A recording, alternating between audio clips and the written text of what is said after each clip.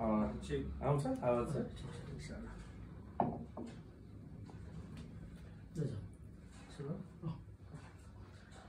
यो संवैधानिक अङ्गका जुन नेतृत्व प्रमुखहरू चाहिँ हटाउनु पर्ने खालका कुराहरू आइरहेका छन् के छ यसको कानुनी व्यवस्था चाहिँ के छ कानुनमा चाहिँ त्यो सम्बन्धी व्यवस्था चाहिँ कसरी समेटिएको छ संविधानले संवैधानिक अङ्गका पदाधिकारीहरूलाई हटाउनका लागि चाहिँ संसदमा महाभियोग प्रस्ताव दर्ता गर्ने र महाभियोग प्रस्ताव चाहिँ 2/3ले पारित भइसके पछाडि बल्ल हट्ने भन्ने प्रावधान राखेका छ त्योभन्दा अरू संवैधानिक प्रावधान छैन र महाभियोग प्रस्ताव चाहिँ दर्ता भइसकेपछि ऊ आफ्नो कामकाज गर्नबाट चाहिँ वञ्चित हुने त्यहाँसम्मको परिस्थिति चाहिँ छ कानुनी कुरा गर्ने हो भने तर अब अहिलेको कुरा गर्ने हो भने चाहिँ यसका फेरि फरक आयामहरू पनि रहन सक्छन् किनभने अहिले नियमित रूपमा सरकार परिवर्तन भएको होइन सत्ता परिवर्तन भएको अवस्था हो र सत्ता परिवर्तन हुँदाखेरि चाहिँ सत्ता परिवर्तन सँगसँगै त्यो अघिल्लो सत्तासँग निकट भएर काम गरेका कतिपय व्यक्तिहरू या अघिल्लो सत्तालाई चाहिँ कोअपरेट गरेका पदाधिकारीहरू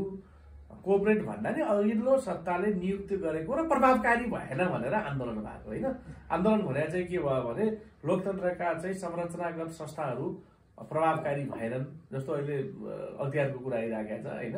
प्रभावकारी भएनन् अख्तियार प्रमुख आफै चाहिँ अनुसन्धानको दायरामा पर्नुपर्ने भनेर विशेष अदालतले फैसलामै बोलेको कुरा होइन पिकिङ चुजिङका कुराहरू गरेका छ त्यो कुरा भएको एकातिर उहाँहरूको चाहिँ पहिला हुन त अदालतले त्यसलाई सेटल गरिदिइसक्यो होइन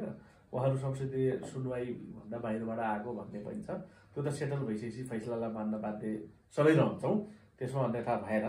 तर प्रभावकारी रूपमा काम नगरिरहेको र परिवर्तित परिस्थितिमा चाहिँ जनआकांक्षा बमोजिम काम गर्न नसक्ने काम नगर्ने हुँदाखेरि उहाँहरूले आफैले पनि परिस्थितिलाई आकलन गरेर राजीनामा दिएर ब्याग हट्नु चाहिँ त्यो राम्रो हो किनभने हिजो पनि तपाईँको चाहिँ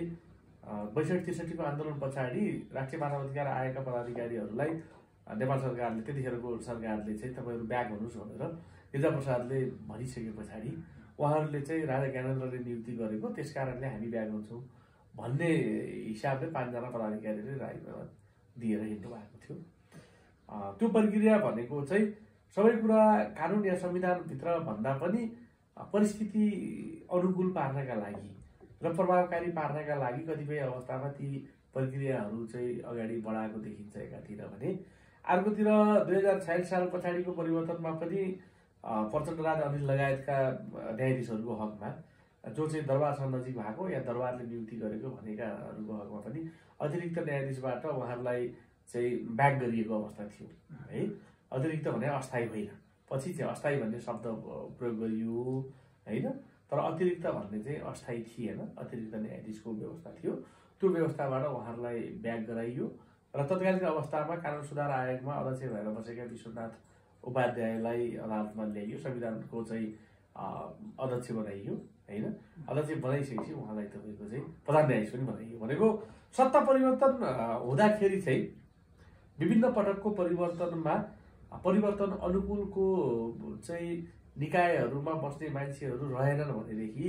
उहाँहरूलाई परिवर्तित शक्तिले चाहिँ तिमी ब्याक भइदेऊ भन्ने एउटा भन्न पाउने या भन्ने चलन रहेको छ र अर्को कुरा के हो भने ती पदहरूमा बस्ने मान्छेको हकमा चाहिँ संविधानले उच्च नैतिक चरित्र भनेर भन्छ कि उच्च नैतिक चरित्र भनेको चाहिँ उहाँहरूमाथि कसैले चुनौतीपूर्ण खबरदारी गर्छ भने त्यो पदमा बसिरहने नैतिक चरित्र रहँदैन होइन फ्रिक्वेन्टली बस्न पाउनु पर्यो निष्पक्ष काम गर्न पाउनु पर्यो निष्पक्ष काम गर्न पर्यो निष्पक्ष काम गर्छ भनेर चाहिँ पब्लिकले त्यसलाई बिलिभ गर्नु पर्यो त्यसकारणले अहिले मैले देखेको अवस्थामा चाहिँ संवैधानिक प्रावधान हेर्दाखेरि त तपाईँको चाहिँ महाभियोग भन्दा अर्को बाटो छैन तर परिस्थितिको आकलन गरेर उहाँहरू ब्याक हुँदाखेरि त्यो सहज परिस्थिति हुन्छ र उहाँहरूले राष्ट्रलाई देशलाई सहयोग गरेको पनि देखिन्छ भनेपछि एउटा अविश्वासको प्रस्ताव भयो अनि अविश्वासको होइन महाभियोग महाभियोग भयो अर्को भनेको उहाँहरू आफै ब्याक हुने भनेको त्यो चाहिँ उच्च नैतिक चरित्र भनेर संविधानले तोकेको छ त्यो पदमा नियुक्त हुने मान्छे जस्तो लोकमान सिंह कार्कीको विषयमा पनि उहाँसँग चाहिँ उच्च नैतिक चरित्र भएन भन्ने आधारमा अदालतले उहाँलाई चाहिँ बर्खास्त गरिदिएको हो नि त होइन। त्यस कारणले गर्दाखेरि चाहिँ भोलि ती विषयहरू उठ्यो भने त नैतिक चरित्रको कुरो उठ्यो भने त त्यो त अदालतमा पनि तपाईँको चाहिँ क्वेसन उठाउनु पाउने विषयहरू हो, किनभने उदाहरण हामीसँगै छ। त्यस कारणले गर्दा त्योभन्दा अगाडि नै उच्च नैतिक चरित्रमा चाहिँ कसैले औँला ठडाइसकिएपछि उसको निष्पक्षतामाथि क्वेसन गरिसके पछाडि होइन र उसको प्रभावकारितामाथि पनि क्वेसन गरिसके पछाडि चाहिँ त्यो विषयमा उहाँहरू ब्याक हुनु नै स्वाभाविक हो, किनभने उहाँ सामान्य कर्मचारी पनि होइन है, जाहिर खाएर त्यही क्याप्सन पकाउनु पर्छ भन्ने र जाहिर खाएको मान्छे पनि होइन। राज्यले उहाँहरूको चाहिँ योग्यता देख्यो होला, हिजो क्षमता देख्यो होला, या उहाँहरू राज्यका निकायहरूसँग चाहिँ नजिक हुनुहुन्थ्यो होला होइन, उहाँहरूकोले चाहिँ गुल्लाउनु भएको थियो होला, गुल्लाउने स्वार्थमा जानुभएको थियो होला, अझ त यो प्रभावकारी कुरा छ। ती कारणले गर्दाखेरि अब त्यो गुल्लाउने कोसिस फेरि रहला होइन। र अहिले परिवर्तित अवस्था भनेको चाहिँ भ्रष्टाचार विरुद्धको मुभमेन्टबाट यो परिवर्तन भएको हो, रुल अफ लका मुभमेन्टबाट यो परिवर्तन भएको, सुशासनबाट यो परिवर्तन भएको हो। र त्यो अवस्थामा चाहिँ उहाँहरूले सुशासन दिन सक्नुहुन्छ या भ्रष्टाचार निर्मूल पार्नुहुन्छ, या चाहिँ राज्यले व्यक्तिलाई डाम्ने जुन प्रचलन छ नि आफ्ना विरोधीहरूलाई डाम्ने, त्यो प्रक्रियाबाट बाहिरिनुहुन्छ र निष्पक्ष रूपमा छानबिन र अनुसन्धान गरेर चाहिँ निष्पक्ष रूपमा मद्दत चलाउनुहुन्छ भन्ने कुरा चाहिँ राज्यले उहाँहरूलाई विश्वास नगरिसके पछाडि त्यही तपाईँको हाई मोरल डिग्निटीकै आधारमा चाहिँ उहाँहरू ब्याक हुनुपर्छ। होइन भने फेरि भोलि चाहिँ त्यही क्वेसन उठ्ला, अदालतमा त्यही कुरा जाला र मोरल डिग्निटीको विषयमा व्याख्या होला फेरि। र हिजो पनि एउटा विषयमा भइसकेको छ, त्यो पनि अख्तियार प्रमुखकै हकमा भइसकेका विषय भएका कारणले पनि उहाँहरू ब्याक हुँदाखेरि चाहिँ सहज परिस्थिति हुन्छ। तर यो जसरी चाहिँ यो मुभमेन्ट पछि चाहिँ अब एक किसिमको दबाब पनि अहिले पछिल्लो समयमा चाहिँ दिइरहनु भएको छ, त्यही दबाबले चाहिँ उहाँहरूलाई ब्याक गराउने अवस्था चाहिँ कतिको देख्नुहुन्छ? खै दबाबले भने त आन्दोलन भनेको आन्दोलनको रूप कहाँ हुन्छ, कस्तो हुन्छ, कसरी आउँछ भन्ने कुरा त तपाईँ हामीले जान्ने कुरा पनि होइन, आकलन हुने कुरा पनि होइन। देखियो तपाईँको आन्दोलनको आदिवेदी के हुन्छ भन्ने कुरो हामीलाई थाहा पनि हो रहन्छ र राज्यका थाहा पाउनु पर्ने निकायलाई पनि थाहा रहन्छ